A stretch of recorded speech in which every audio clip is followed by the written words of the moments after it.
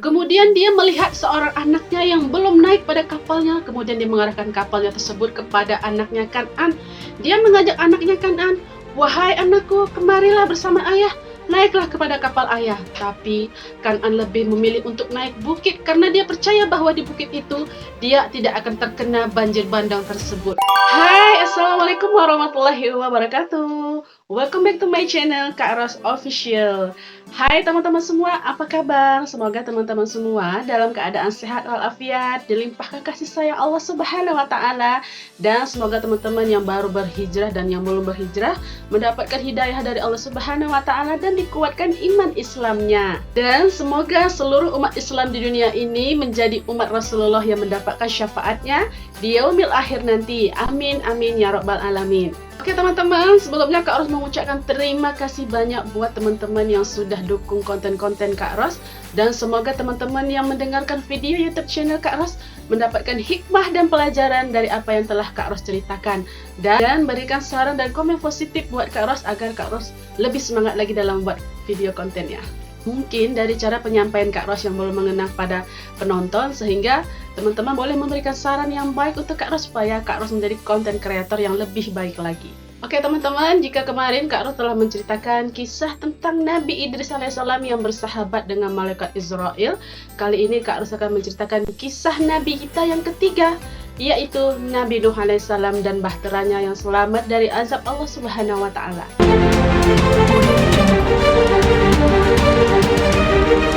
Oke teman-teman, Nabi Nuh alaihissalam adalah Nabi yang ketiga setelah Nabi Adam alaihissalam dan Nabi Idris alaihissalam. Nabi Nuh adalah keturunan ke-9 dari Nabi Adam alaihissalam.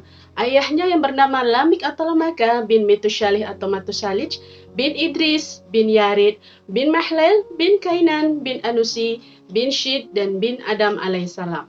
Nabi Nuh alaihissalam juga dijuluki dengan Abul Bashar, yang artinya bapak kedua dari manusia setelah Nabi Adam alaihissalam, di mana setelah kejadian banjir bandang yang terjadi pada zaman Nabi Nuh alaihissalam, sehingga pada peristiwa tersebut menewaskan seluruh umat manusia kecuali umat manusia yang berada pada kapal Nabi Nuh alaihissalam. Dan mereka itulah yang ditakdirkan oleh Allah Subhanahu wa taala untuk melanjutkan keturunan-keturunan berikutnya. Dan hal ini juga dijelaskan oleh Allah Subhanahu wa taala di dalam Al-Qur'an di surah As-Saffat ayat 77. Dan kami jadikan anak cucunya orang-orang yang melanjutkan keturunan. Nabi Nuh alaihissalam dikenal dengan sosok yang memiliki kesabaran yang luar biasa. Meskipun dia banyak dibenci oleh orang-orang kafir, namun berkat ketabahan dan keteguhan hatinya yang luar biasa yang telah teruji, terbukti lamanya ia berdakwah selama 950 tahun. Dan lamanya ia berdakwah ini pun ditulis di dalam Al-Quran di surah Al-Ankabut ayat 14. Dan sesungguhnya kami mengutus Nuh kepada kaumnya, dan dia tinggal di antara mereka 1000 tahun kurang 50 tahun. Maka mereka ditimpa banjir besar, dan mereka itulah orang-orang yang zolim. Oke teman-teman, jadi Nabi Nuh alaihissalam adalah Nabi yang ketiga setelah dari Nabi Adam dan Nabi Idris alaihissalam.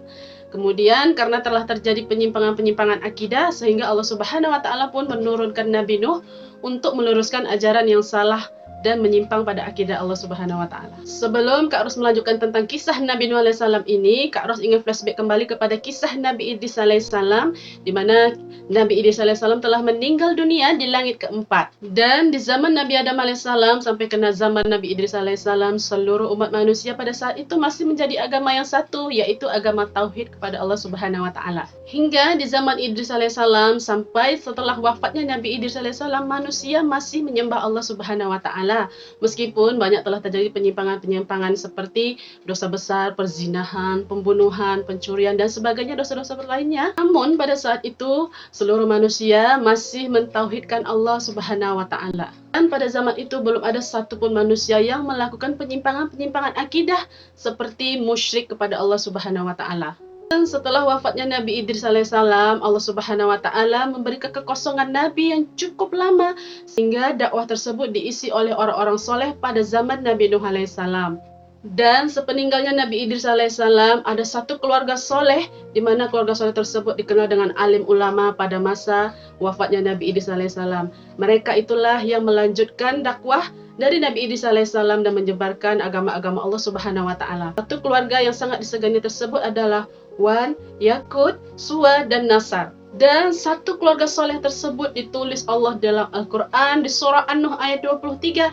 Dan janganlah sekali-sekali kalian meninggalkan Tuhan-Tuhan kalian, dan janganlah sekali-sekali kalian meninggalkan Wad, Yakut, Suwa, dan Nasar. Namun, karena telah terjadi kekosongan Nabi yang cukup lama, sehingga syaitan pun berkesempatan untuk menyesatkan anak cucu Adam, sebagaimana janji yang telah aku ceritakan pada kisah Panglima Azazel yang dikutuk oleh Allah Subhanahu wa taala karena putus asa dari rahmat Allah Subhanahu wa taala. Karena sifat sombong dan sakit hatinya kepada Nabi Adam alaihissalam, sehingga syaitan pun mengajak umat manusia untuk melakukan perbuatan-perbuatan menyimpang, sehingga di akhirat nanti atau di neraka nanti manusia-manusia tersebut menjadi temannya di neraka jahanam Allah Subhanahu wa taala. Na'udzubillahu min zalik. Dan ketika satu keluarga ini telah meninggal dunia, seluruh manusia pun masih mentauhidkan Allah Subhanahu wa taala, meskipun syaitan baru memulai rencana untuk menghasut anak cucu Adam. Dan pada generasi pertama ini, setelah meninggalnya satu keluarga soleh tersebut, syaitan pun menjelma menjadi seorang yang soleh. Lalu syaitan pun berkata kepada generasi pertama dari keluarga soleh tersebut, "Kenapa kalian tidak membuat patung yang mirip dengan kakek kalian? Kalian bisa saja membuat patung yang seperti lagi sholat, lagi bersedekah, pokoknya lagi beribadah kepada Allah Subhanahu wa taala, sehingga kalian bisa terpacu dan termotivasi untuk beribadah kepada Allah Subhanahu wa taala." Dan pada saat itu, generasi pertama keluarga soleh tersebut akhirnya tergoda dari bisikan syaitan dan membuat patung-patung satu keluarga soleh tersebut. Namun pada saat itu, mereka masih mentauhidkan Allah Subhanahu wa taala dan belum melakukan penyimpangan akidah. Dan di zaman itu, mereka membuat patung satu keluarga soleh tersebut hanya satu. Kemudian mereka semua, jika mereka rindu kepada kakek mereka, mereka datang dan melihat patung-patung tersebut yang sedang beribadah kepada Allah Subhanahu wa taala. Dan pada generasi kedua tersebut, kemudian syaitan berkesempatan lagi untuk menghasut dari generasi kedua keluarga soleh ini. Kemudian syaitan pun menjelma menjadi orang soleh kembali dan membisikkan pada generasi kedua dari keluarga soleh tersebut, "Kenapa kalian tidak membuat patung-patung ini di rumah kalian sendiri, sehingga kalian tidak jauh-jauh untuk datang ke tempat ini?" Dan akhirnya generasi kedua tersebut akhirnya terhasut oleh syaitan. Kemudian mereka pun memperbanyak patung-patung tersebut untuk ditaruh di rumah mereka, agar mereka tidak jauh-jauh lagi untuk datang kepada patung yang pertama tadi. Namun pada generasi kedua ini belum juga terjadi penyimpangan-penyimpangan akidah sebagaimana yang telah diharapkan oleh syaitan. Dan pada generasi ketiga lah terjadi penyimpangan-penyimpangan akidah. Setelah generasi kedua tersebut meninggal dunia, kemudian ada lagi generasi ketiga. Dan pada generasi ketiga tersini sudah jauh dari generasi pertama, sehingga mereka tidak tahu apa-apa, sehingga syaitan berkesempatan lagi untuk menghasut generasi ketiga dari keluarga soleh tersebut.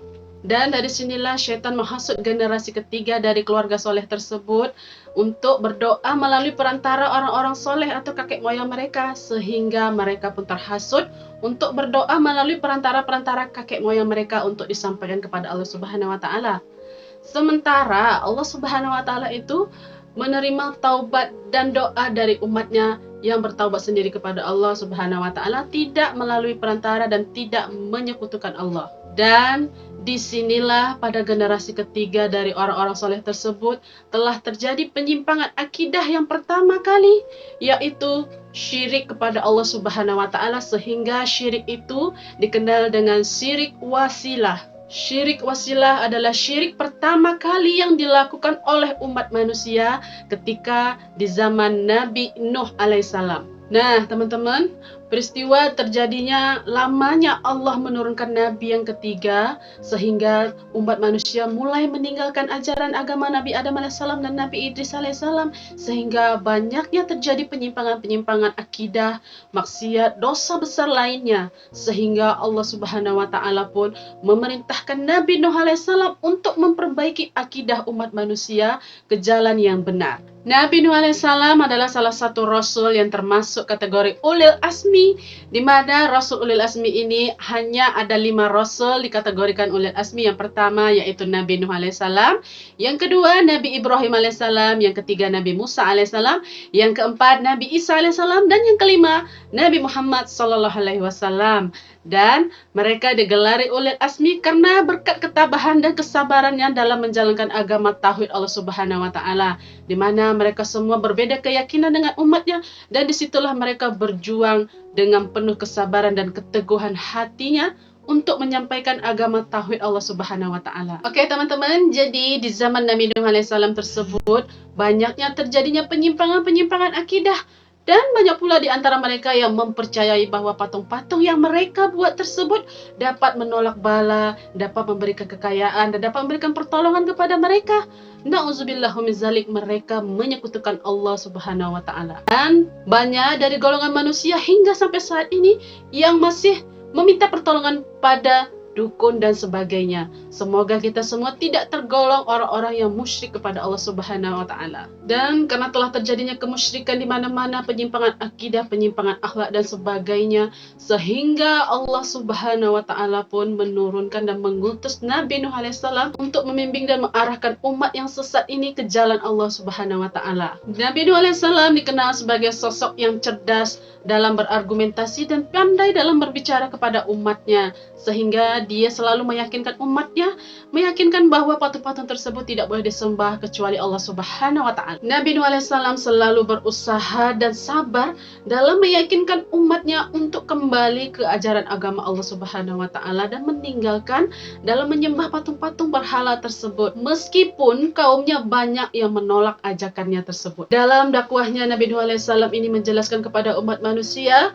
bahwa semua yang ada di bumi ini adalah ciptaan Allah Subhanahu wa taala, baik itu bulan, bumi, bintang, langit, lautan, hewan, tumbuhan dan sebagainya. Dia menjelaskan bahwa itu semua adalah ciptaan Allah Subhanahu wa taala. Dan Nabi Nuh alaihissalam juga menjelaskan kepada umatnya dengan adanya siang dan malam itu karena berkat kekuasaan dan ciptaan Allah Subhanahu wa taala. Nabi Nuh alaihissalam juga tak hanya menjelaskan bukti kebesaran Allah Subhanahu wa taala, namun ia juga menjelaskan tentang perbuatan-perbuatan yang mana jika kita melakukan perbuatan baik akan mendapatkan ganjaran yang baik dan akan mendapatkan syurganya Allah Subhanahu wa taala. Namun sebaliknya, jika kita melakukan perbuatan-perbuatan buruk, maka kita juga akan mendapatkan ganjaran-ganjaran buruk dan kita akan kekal di dalam neraka Allah Subhanahu wa taala. Dakwahnya Nabi Nuh alaihissalam yang mengajarkan agar selalu menyayangi sesama manusia dan menghilangkan sifat sombong pada diri manusia tersebut. Namun ajakan dari Nabi Nuh alaihissalam ini selalu saja mendapatkan penolakan dari kaumnya. Dan salah satu dakwah dari Nabi Nuh alaihissalam tersebut menjelaskan tentang sifat manusia yang saling tolong-menolong dan saling menyayangi dan meninggalkan sifat sombong ketika memiliki kedudukan yang tinggi. Berhenti untuk menyembah patung-patung berhala dan kembali menyembah Allah Subhanahu wa taala. Namun banyaknya penolakan yang terjadi pada kaumnya tersebut, sehingga pada saat itu pengikut Nabi alaihissalam tidak sampai dari 100 orang. Dan karena semakin banyaknya penyimpangan-penyimpangan akidah yang dilakukan oleh kaum dari Nabi Nuh alaihissalam, dan Nabi Nuh alaihissalam telah mendakwahi umatnya hampir 1000 tahun lamanya tersebut, kemudian Nabi Nuh alaihissalam lantas meminta pertolongan kepada Allah dan berdoa kepada Allah Subhanahu wa taala. Doa dari Nabi Nuh alaihissalam ini tertulis dalam Al-Quran di surah Asy-Syura ayat 117 dan 118, dan di surah Al-Mu'minun ayat 26. Ya Tuhanku, sesungguhnya kaumku telah mendustakan aku, maka dari itu adakanlah satu keputusan antara aku dengan mereka, dan selamatkanlah aku dan orang-orang beriman bersamaku. Doa dari Nabi Nuh alaihissalam ini pun diijabah oleh Allah Subhanahu wa taala. Kemudian Allah Subhanahu wa taala memerintahkan Nuh untuk membuat sebuah kapal. Perintah Allah Subhanahu wa taala dalam membuat sebuah bahtera kepada Nabi Nuh alaihissalam ini pun tertulis dalam Al-Quran. Lalu kami wahyukan kepadanya, buatlah sebuah bahtera atau kapal di bawah petunjuk dan pengawasan kami. Dan ketika perintah itu telah datang dan tanur telah memancarkan air, maka masuklah ke dalam kapal itu sepasang dari tiap-tiap jenis dan juga keluargamu. Dan janganlah kamu bicarakan tentang orang-orang zalim, karena sesungguhnya mereka itu akan tenggelam. Dan juga Allah Subhanahu wa taala juga menjelaskan di dalam surah Al-Mu'minun ayat 28, dan apabila kamu dan orang-orang bersamamu telah berada pada kapal itu, maka ucapkanlah segala puji bagi Allah yang telah menyelamatkan kami dari orang-orang zalim. Kemudian karena telah diperintah oleh Allah Subhanahu wa taala, akhirnya Nabi Nuh alaihissalam pun membuat sebuah kapal besar di mana membutuhkan waktu yang cukup lama, sekitar 240 tahun, dimulai dari sebuah biji yang dia tanam, kemudian dia menebangnya, kemudian dia membuat kapal itu dari yang telah ia tanam, yaitu 100 tahun menanam dari sebuah biji hingga menjadi pohon, kemudian 100 tahun lamanya menebang pohon tersebut, kemudian 40 tahun membuat kapal tersebut. Kapal tersebut pun dibuat sebanyak 3 tingkat, dan di tingkatan yang paling bawah berisi hewan-hewan buas seperti singa, harimau, buaya yang berpasang-pasangan. Kemudian di tingkatan yang kedua berisi manusia yang berpasang-pasangan, dan di tingkatan yang ketiga berisi burung-burung yang berpasang-pasangan. Dan pada saat pembuatan kapal tersebut, Nabi Nuh alaihissalam ditertawakan oleh kaum-kaumnya, termasuk istrinya Nabi Nuh alaihissalam. Mereka mengira bahwa tidak masuk akal membuat sebuah kapal besar di sebuah gurun pasir yang kering dan tandus. Dari mana asal airnya? Mereka berpikiran seperti itu. Tapi Nabi Nuh alaihissalam tetap saja membuat kapal tersebut sehingga menjadi kapal yang besar dan menyelamatkannya beserta orang-orang bersamanya. Meskipun banyaknya hinakan dan ejekan dari kaumnya, tetapi Nabi Nuh alaihissalam tidak berputus asa, masih saja mendakwahi umatnya bahwa akan terjadi banjir bandang yang besar yang terjadi di seluruh permukaan bumi. Tetapi kaumnya tetap saja mentertawakan Nabi Nuh alaihissalam. Salah satu mukjizat dari Nabi Nuh alaihissalam adalah mampu membuat sebuah kapal yang kokoh dan besar. Ada sebuah naskah kuno dijelaskan bahwa kapal Nabi Nuh alaihissalam ini berukuran panjang 300 hasta dan lebar 30 hasta serta tingginya 50 hasta. Apabila dikonversikan dalam satuan meter, maka panjangnya 137 meter, lebarnya 13,7 meter, dan tingginya 22,86 meter. Wow, begitu besar kapal yang dibuat oleh Nabi Nuh alaihissalam pada zaman itu dengan peralatan yang seadanya. Tentu, ukuran bahtera tersebut merupakan mukjizat luar biasa yang diberikan kepada Nabi Nuh alaihissalam oleh Allah Subhanahu wa taala. Terlebih lagi, saat pembuatan kapal tersebut terjadinya musim kemarau yang panjang, tapi Nabi Nuh alaihissalam pun yakin kepada Allah Subhanahu wa taala, dan akhirnya Nabi Nuh alaihissalam pun menyelesaikan kapal tersebut dan menunggu perintah Allah untuk masuk kepada kapal tersebut. Nabi Nuh alaihissalam memiliki 4 orang putra yang bernama Kan'an, Yafid, Ham, dan Sam.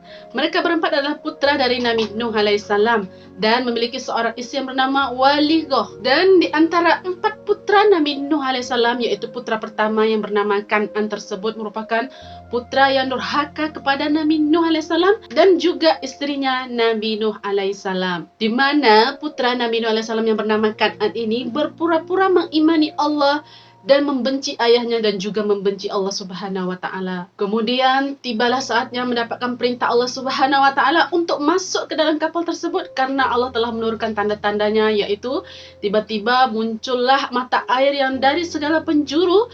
Allah menurunkan hujan lebat dan Allah menurunkan mata air dari permukaan bumi, kemudian air dari atas langit dan air dari daratan muncul entah dari mana asalnya. Nabi Nuh alaihissalam pun mengajak seluruh umatnya untuk naik ke atas kapal berpasang-pasangan dan juga mengajak seluruh hewan-hewan untuk masuk dalam kapal yang telah ia buat tersebut. Nabi Nuh alaihissalam juga mengajak keempat orang putranya dan istrinya, namun salah satu dari putranya tersebut tidak ingin naik pada kapal ayahnya tersebut. Dan ketika air sudah mulai tinggi, kemudian Nabi Nuh alaihissalam pun menjalankan perahunya. Kemudian dia melihat seorang anaknya yang belum naik pada kapalnya. Kemudian dia mengarahkan kapalnya tersebut kepada anaknya Kan'an. Dia mengajak anaknya Kan'an, "Wahai anakku, kemarilah bersama ayah, naiklah kepada kapal ayah." Tapi Kan'an lebih memilih untuk naik bukit karena dia percaya bahwa di bukit itu dia tidak akan terkena banjir bandang tersebut. Masya Allah, karena kedurhakaan dan tertutupnya hati, tidak mendapatkan hidayah dari Allah Subhanahu wa taala, sehingga kerasnya hati menyengsarakan umat manusia yang kafir kepada Allah Subhanahu wa taala. Dan di sela percakapan antara anak dan ayah tersebut, tiba-tiba banjir bandang menghantam anak dari Nabi Nuh alaihissalam, yaitu Kan'an, sehingga Kan'an pun hilang dari pandangan Nabi Nuh alaihissalam. Kemudian Nabi Nuh alaihissalam pun bersedih dan menyesali atas kematian putranya tersebut. Lalu Allah Subhanahu wa taala pun menegur Nabi Nuh alaihissalam dan mengatakan bahwa mereka itu bukanlah keluargamu. Dan akhirnya Nabi Nuh alaihissalam pun sadar bahwa anaknya itu tidak beriman kepada Allah Subhanahu wa taala. Allah Subhanahu wa taala kemudian menurunkan hujan yang sangat lebat dan sangat besar dan memancarkan sumber mata air dari segala arah hingga seluruh permukaan bumi pun terkena banjir bandang yang sangat dahsyat. Dan seluruh permukaan bumi tersebut tertutup oleh air dan banjir bandang tersebut, dan seluruh umat manusia yang zalim binasa karena banjir bandang tersebut kecuali umat manusia yang berada pada kapal Nabi Nuh alaihissalam. Dan akhirnya Nabi Nuh alaihissalam pun berlayar dengan kapal yang telah ia buat dan bersama orang-orang yang telah ia bawa, dan kemudian tiba-tiba banjir tersebut surut dan diserap oleh bumi. Dikatakan bahwa jumlah manusia yang mengikuti Nabi Nuh alaihissalam di dalam bahteranya sekitar 80 orang saja. Dan sejumlah penelitian mengatakan bahwa kapalnya Nabi Nuh alaihissalam akhirnya bersandar di sebuah pegunungan Ararat yang biasa disebut dengan Bukit Judi yang berlokasi di Turki. Masya Allah, itulah kisah Nabi Nuh alaihissalam dan bahteranya yang selamat dari azab Allah Subhanahu wa taala. Dan semoga teman-teman yang mendengarkan dari kisah Nabi Nuh alaihissalam ini mendapatkan hikmah dan pelajaran bagi kita semua. Dan ada beberapa nilai-nilai yang terkandung dari kisah Nabi Nuh alaihissalam yang dapat kita petik, yaitu yang pertama tentang ketabahan dan keteguhan serta kesabaran dari Nabi Nuh alaihissalam dalam mengajarkan agama Allah Subhanahu wa taala. Meskipun kita sering diejek, dihina, bahkan dicaci oleh orang lain, maka kita hanya bisa bersabar dan pasrah kepada Allah Subhanahu wa taala. Dan sikap sabar ini menjadikan ujian dan cobaan kita menjalani hidup agar kita menjadi lebih kuat dan bisa menjalani ujian Allah Subhanahu wa taala. Dan nilai yang kedua adalah sikap yang penuh dengan bijaksana. Dari sini kita bisa mengambil kesimpulan bahwa Nabi Nuh alaihissalam selalu berdoa kepada Allah ketika mengambil keputusan dan meminta pertolongan hanya kepada Allah Subhanahu wa taala. Dan nilai yang ketiga yaitu rasa bersyukur kepada Allah Subhanahu wa taala. Meskipun Nabi Nuh alaihissalam sering diejek dan dihina, tapi Nabi Nuh alaihissalam bersyukur kepada Allah Subhanahu wa taala karena telah berhasil membuat sebuah kapal yang menyelamatkan dirinya dan kaumnya. Dan dengan rasa syukur yang kita ucapkan kepada Allah Subhanahu wa taala, insyaallah Allah Subhanahu wa taala tidak menurunkan azabnya kepada kita, dan semoga kita menjadi orang-orang yang beriman dan bertakwa hanya kepada Allah Subhanahu wa taala. Dan nilai yang keempat adalah untuk tidak menyembah patung atau berhala atau mendatangi dukun-dukun dan berpaling dari ajaran agama Allah Subhanahu wa taala. Dan berikut adalah mukjizat dari Nabi Nuh alaihissalam. Mukjizat yang pertama adalah Nabi Nuh alaihissalam dianugerahi oleh Allah Subhanahu wa taala dengan umur yang panjang. Umur dakwahnya saja berusia selama 950 tahun dan belum lagi umur dari kehidupannya. Ada riwayat mengatakan umur dari Nabi Nuh alaihissalam ini kira-kira 1300 tahun. Ada juga yang mengatakan 1700 tahun. Wallahu a'lam bishawab. Mukjizat yang kedua yaitu Nabi Nuh alaihissalam mampu membuat bahtera yang kokoh meskipun azab Allah Subhanahu wa taala yang dahsyat pada saat itu tidak menerjang kapal dari Nabi Nuh alaihissalam. Itu berkat kekuasaan Allah Subhanahu wa taala dan mukjizat yang diberikan kepada Nabi Nuh alaihissalam. Nabi Nuh alaihissalam menjadi nenek moyang seluruh umat manusia setelah Nabi Adam alaihissalam, dan pada saat itu hanya tersisa 80 orang saja yang menjadi pengikut dari Nabi Nuh alaihissalam. Dan mereka itulah yang melanjutkan keturunan-keturunan berikutnya. Oke teman-teman, itulah kisah dari Nabi Nuh alaihissalam dan bahteranya yang selamat dari azab Allah Subhanahu wa taala. Semoga teman-teman yang mendengarkan kisah dari Nabi Nuh alaihissalam ini mendapatkan hikmah dan pelajaran bagi teman-teman semua. Barakallahu fikum. Wassalamualaikum warahmatullahi wabarakatuh. Bye bye.